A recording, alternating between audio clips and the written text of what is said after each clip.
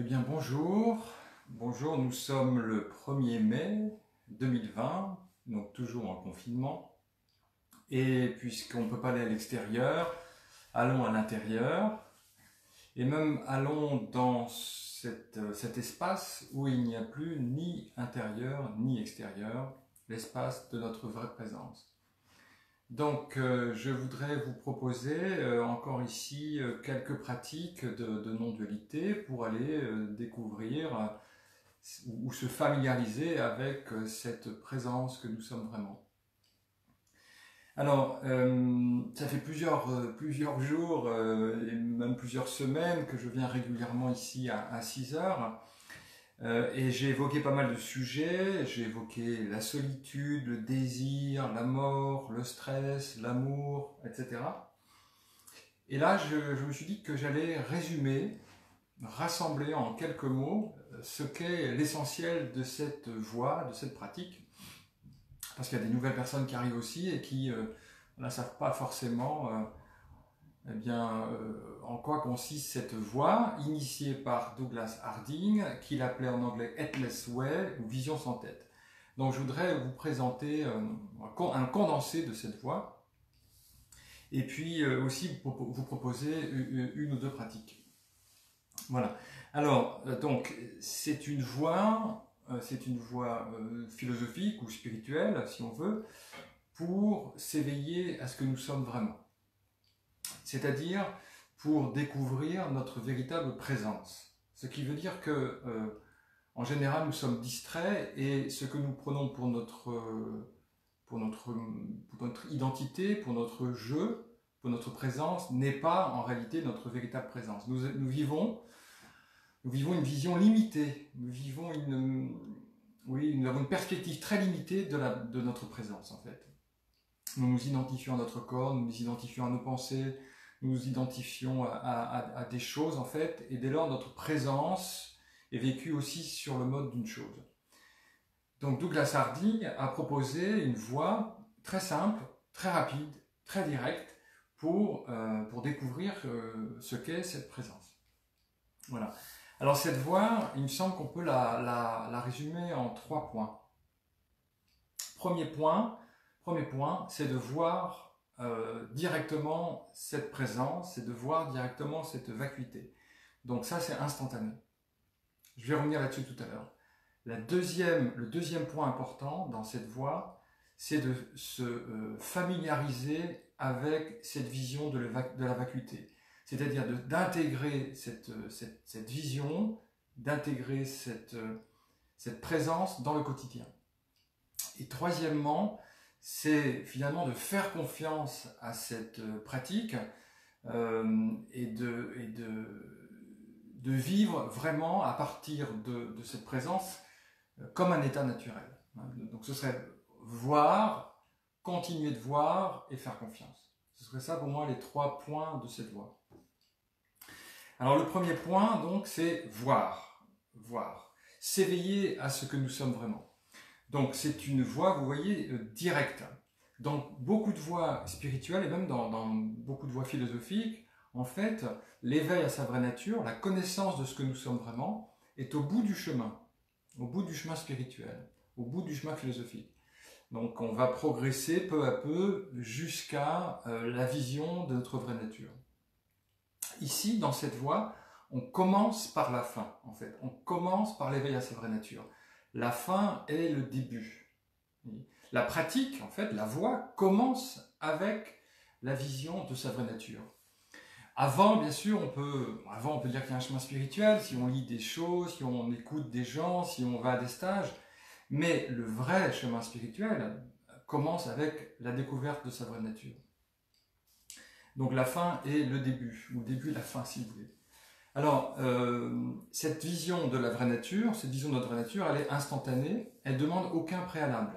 Ça, c'est très important. C'est-à-dire que Douglas Harding, dans ses ateliers, ne demandait jamais aux gens s'ils étaient préparés pour découvrir cette présence.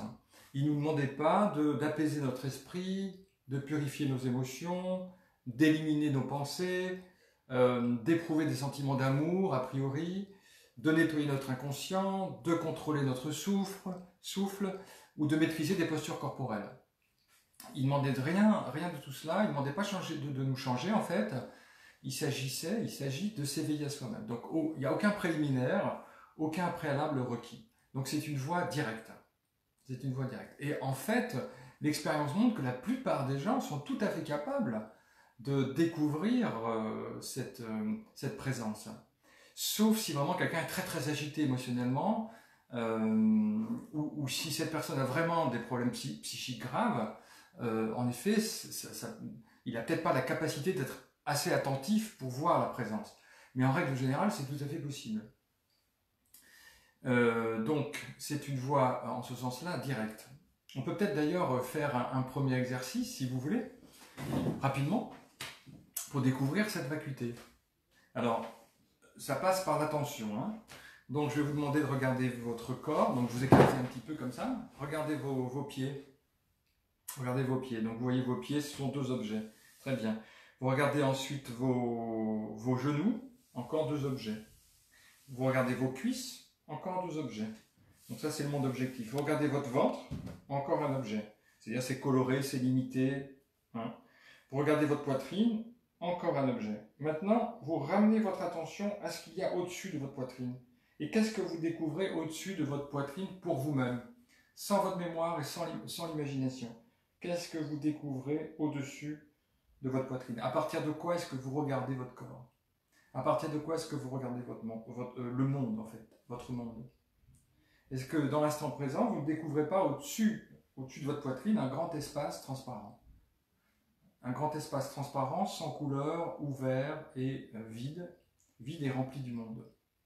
Vous voyez, donc c'est juste une question d'attention, c'est tout simple en fait. Vous voyez, je regarde mon corps et je prête attention à partir de quoi je regarde.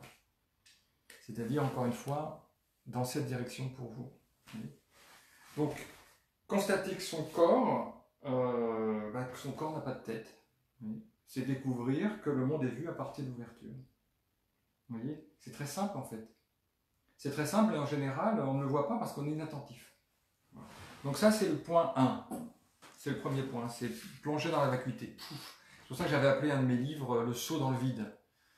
Le saut dans le vide, parce qu'on commence tout de suite par prendre conscience de cette ouverture. Vous voyez que c'est pas compliqué en fait. C'est accessible, il suffit juste d'être attentif. Attentif à ce qu'il y a au-dessus de vos épaules. C'est-à-dire attentif à ce grand espace sans limite et transparent. Alors, d'ailleurs, j'ai souvent dit ici qu'il existe dans les traditions spirituelles des voies qui commencent aussi par cet éveil à notre vraie nature. C'est le cas du Dzogchen, par exemple, ce mouvement du bouddhisme tibétain, l'Ati Yoga, le yoga supérieur, comme on l'appelle parfois. L'Ati Yoga, parce que dans le Dzogchen aussi, on commence par la découverte de cette vacuité. Ça s'appelle l'introduction à la nature de l'esprit. Donc c'est ce que nous faisons maintenant. Nous découvrons cette ouverture. Ça, c'est le point 1. Le chemin commence. Alors, c'est un peu paradoxal parce qu'en même temps, il commence, parce que voilà, on va pratiquer à partir de cette vision, mais en même temps, le chemin spirituel est fini aussi, d'une certaine façon, parce que le chercheur a disparu. Le chercheur a disparu, nous avons trouvé. Donc, il n'y a plus de chercheur. Mais pourtant, il y a un deuxième point important ici à souligner, c'est que le deuxième point, c'est intégrer cette vision dans le quotidien. Intégrer cette vision dans le quotidien. C'est-à-dire qu'il ne suffit pas de l'avoir vue une fois. Il ne suffit pas de l'avoir vue une fois lors d'un atelier, lors d'un stage ou lors d'une vidéo, pour que nous vivions toujours à partir de cette présence, à partir de cette ouverture. Le chemin maintenant va consister à voir cette ouverture dans toutes les activités du quotidien. C'est-à-dire en parlant ou en se taisant, en étant seul ou en étant avec les gens, en étant assis immobile ou en travaillant. Donc ce deuxième point, si vous voulez, très important, consiste vraiment à embrasser toute notre vie à partir de cette ouverture. Voir que toute notre vie, tout notre quotidien est embrassé dans cette présence. Alors il y aura des moments, certainement, où nous allons perdre de vue cette ouverture. Parce que si voir sa vraie nature est simple, c'est simple aussi de l'oublier. nous pouvons l'oublier si par exemple nous avons une forte émotion qui nous tire à l'extérieur, une émotion qui nous décentre, ou ça peut être une pensée dans laquelle on se laisse embarquer, et la pensée va aussi nous décentrer. Donc il arrivera certainement que nous soyons décentrés. Donc nous allons nous retrouver à nouveau avec une vision rétrécie de notre présence. Alors qu'est-ce qu'on doit faire? Eh bien dans ce cas-là, on doit revenir à cette ouverture. Même si en réalité on ne quitte jamais cette ouverture, elle est toujours là en fait. Mais bon, il se trouve que voilà, dans la vie quotidienne, parfois on l'oublie. Donc il s'agit de pouvoir y revenir. Le pire, ça serait de l'avoir connu une fois, d'avoir découvert à quel point c'est splendide, et de le perdre, et de ne plus pouvoir y revenir. Ça arrive quelquefois. Hein. Les gens le découvrent un peu par hasard, et ensuite croient le perdre, n'arrivent plus à le retrouver. Donc pour y revenir, eh bien, nous avons des outils. Les outils développés par Douglas Harding, par exemple, il y en a d'autres, hein, parce qu'il y a plein de voies qui nous ramènent au centre. Donc par exemple, si vous vous sentez décentré, regardez simplement votre corps. Hein, c'est le même outil en fait pour revenir. Regardez que ici, au-dessus de vos épaules, c'est un grand espace clair.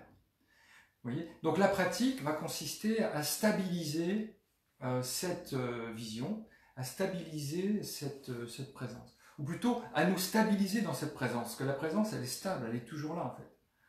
Donc voilà, peu à peu, voilà, nous allons apprendre à vivre notre vie, notre travail, nos relations avec les autres, avec notre femme, notre mari, avec nos enfants, à partir de cette ouverture.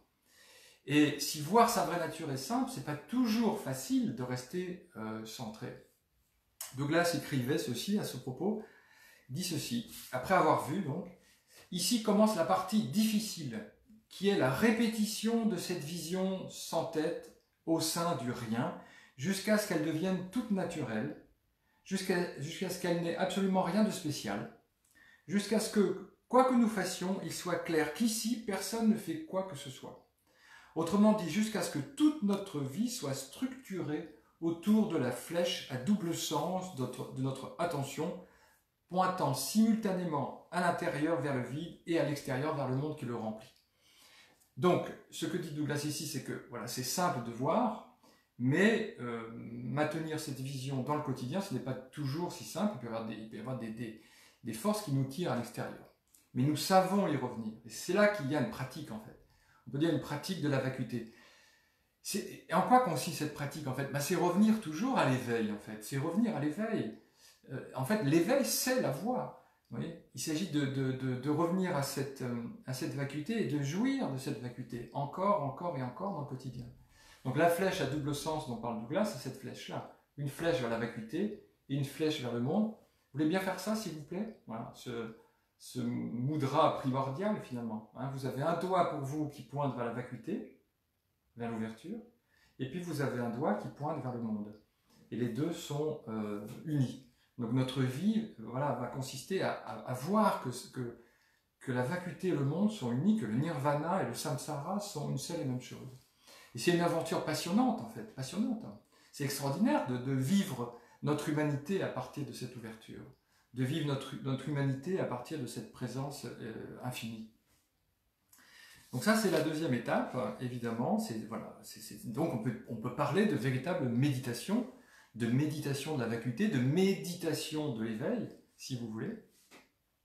Et c'est pas du tout ennuyeux comme pratique, hein. C'est pas du tout, faut que je pratique de 10h à midi, oh là là, c'est pénible. Non, pas du tout. Parce que revenir au centre ici, c'est revenir vers la joie, c'est revenir vers la liberté, c'est revenir vers l'éveil, c'est revenir vers la vie, vers ce qui nous rend vivants, c'est revenir vers l'amour aussi.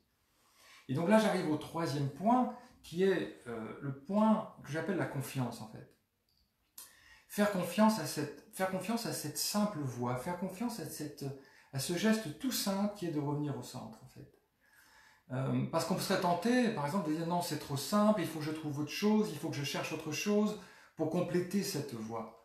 Mais cette voie, elle se suffit à elle-même, c'est une voie complète, en fait. Revenir au centre, c'est revenir à cet éveil. Donc c'est là que je parle de confiance, en fait. C'est faire confiance au pouvoir transformateur de cette voie si simple, si directe, si facile. Et la confiance, elle va naître, en fait, au fur et à mesure de la pratique, et elle va arriver rapidement, en fait. Parce que, comme je l'ai dit, c'est dans cette ouverture on trouve tout ce que notre cœur désire, l'amour, la joie, la liberté, la paix, l'étonnement, le mystère, et plein d'autres choses encore, en fait. Donc, plus on revient ici, plus on a confiance, et plus on a confiance, plus on y revient, en fait. Et de cette manière, cette présence, on constate que c'est un état naturel, et que la méditation, ça n'est plus une méditation, c'est une non-méditation. C'est pas quelque chose qu'on fait, c'est juste constater que c'est déjà là. C'est juste constater que c'est déjà là. Voilà, et là c'est voilà, vivre à partir de qui on est vraiment, vraiment, vraiment. Donc, voir, continuer de voir et faire confiance. Alors, je voudrais vous proposer une petite pratique. Alors, je ne sais pas si ça va marcher, parce qu'en général, je la fais en atelier avec des gens qui sont là, mais on peut essayer.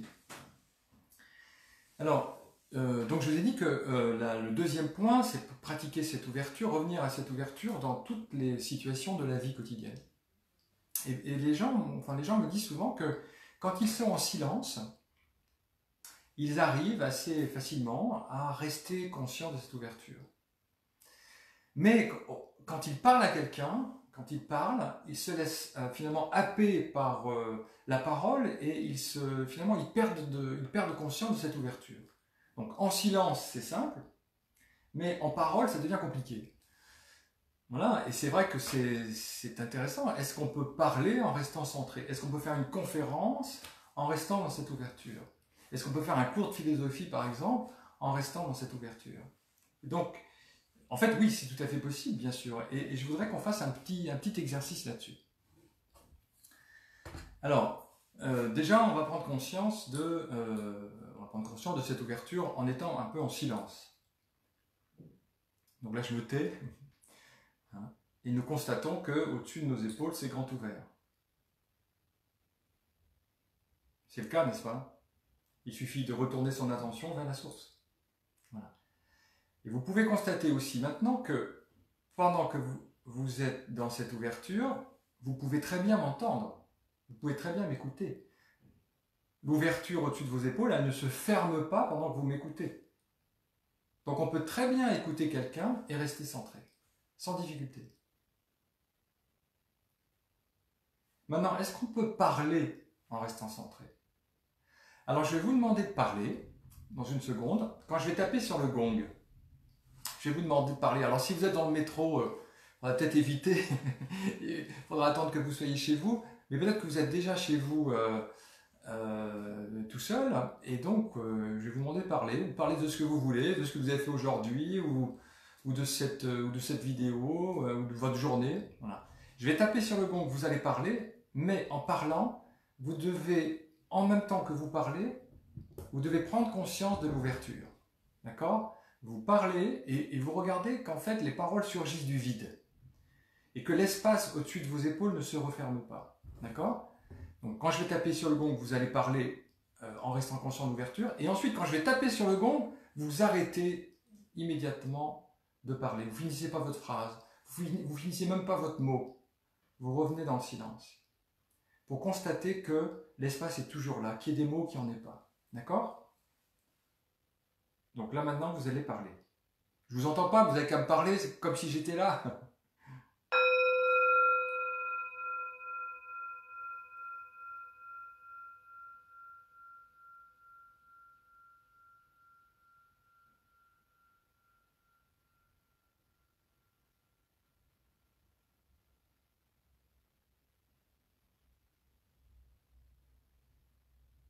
Voilà, donc vous parlez et en même temps, vous prêtez attention à l'espace au-dessus de vos épaules.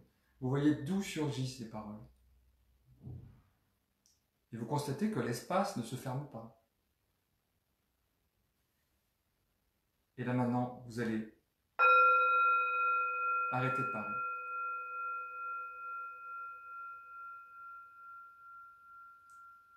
Le silence est maintenant là, mais il a toujours été là en fait.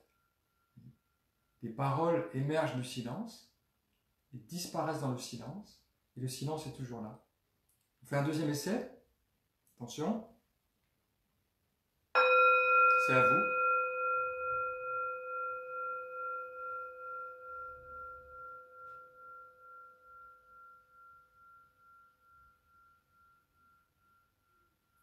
Voilà, prenez conscience que les paroles surgissent de l'espace, du silence, et que l'ouverture au-dessus de vos épaules ne se ferme jamais, c'est toujours là.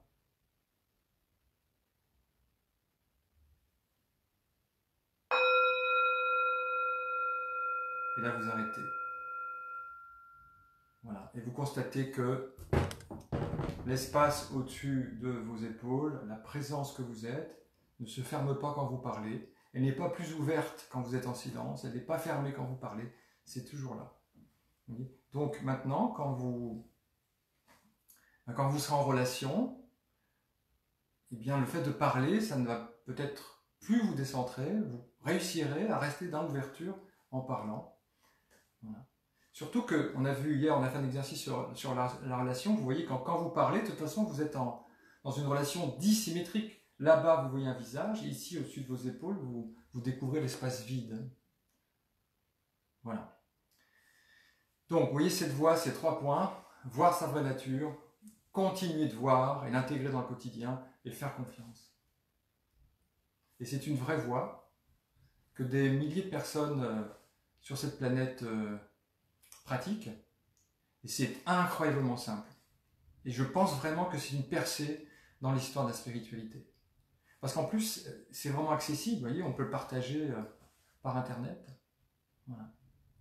Ben, merci beaucoup, merci de votre attention et portez-vous bien. À bientôt.